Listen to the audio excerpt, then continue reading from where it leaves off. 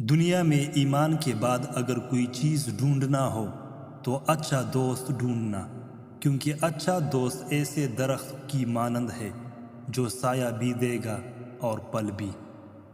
غصہ ایک ایسا عمل ہے جو صرف اور صرف تباہی و بربادی پلانے کے لیے ہی جنم لیتا ہے۔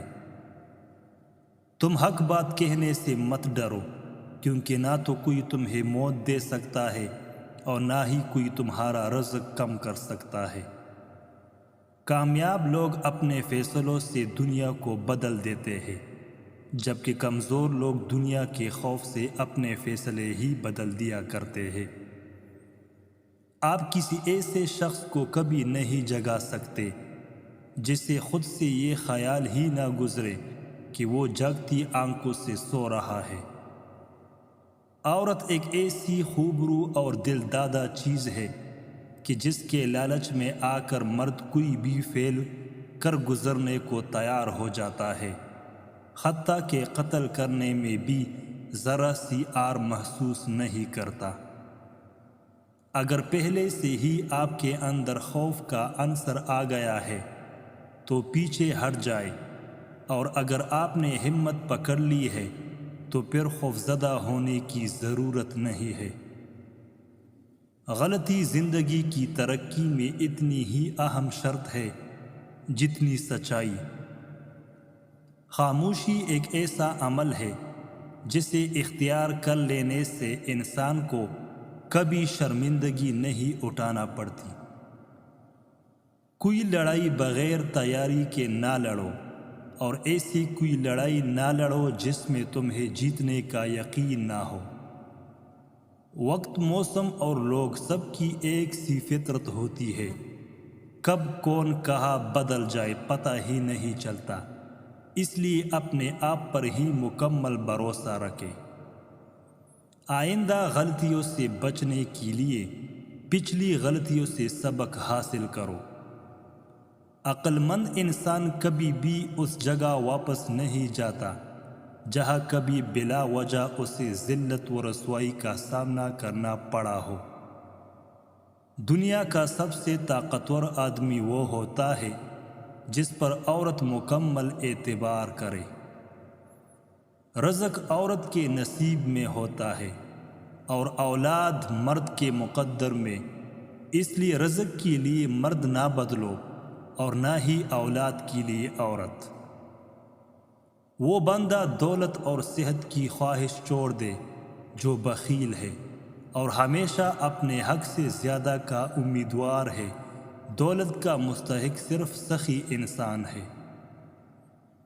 جب تمہارے رشتہ دار تمہارے خلاف بولنے لگ جائے تو سمجھ جانا تم کامیابی کی طرف گامزن ہو۔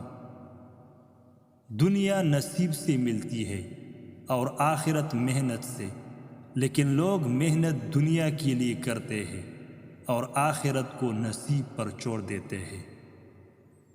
دو انسانوں کا پیٹ کبھی نہیں بھرتا، پہلا وہ جس کو علم کی بھوک ہو اور دوسرا وہ جس کو مال کی بھوک ہو۔ برے سلوک کا بہترین جواب اچھا سلوک ہے، اور جہالت کا بہترین جواب خاموشی ہے۔ کسی کی پہچان علم سے نہیں ہوتی بلکہ ادب سے ہوتی ہے، کیونکہ علم تو ابلیس کے پاس بھی بہت تھا لیکن وہ ادب سے محروم تھا۔ اگر رزق عقل اور دانشوری سے ملتا تو جانور اور بے وقوف بھوکے مر جاتے۔ انسان کا سب سے بڑا کارنامہ یہ ہے کہ وہ اپنے دل اور زبان کو قابو میں رکھے۔ دولت دنیا کی ہو یا ایمان کی، جتنی زیادہ بڑھ جائے اتنی نیند کم ہو جاتی ہے۔ جو غلطی کر نہیں سکتا وہ فرشتہ ہے، اور جو غلطی کر کے ڈٹ جائے وہ شیطان ہے، اور جو غلطی کر کے توبہ کر لے وہ انسان ہے۔ سخت کلامی سے ریشم جیسے نرم دل بھی سخت ہو جاتے ہیں۔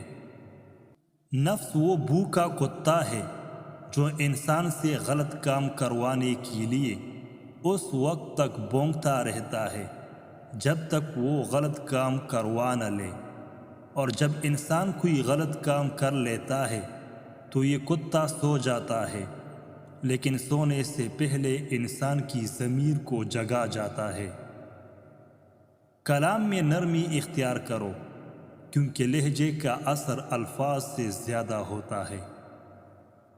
اللہ کا ہر فیصلہ عقل اور انصاف پر مبنی ہوتا ہے، اس لیے حرف شکایت کبھی لب پر نہ لاؤ۔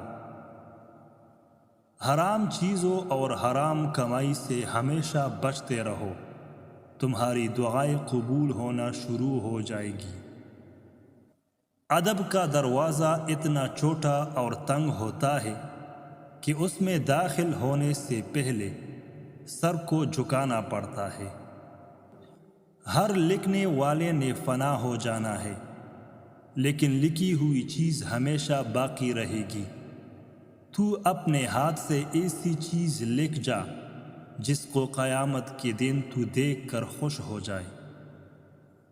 انسان کی تمام پریشانیوں کی وجہ مقدر سے زیادہ چاہنا، وقت سے پہلے جانا اور قناعت پسندی کی کمی ہے۔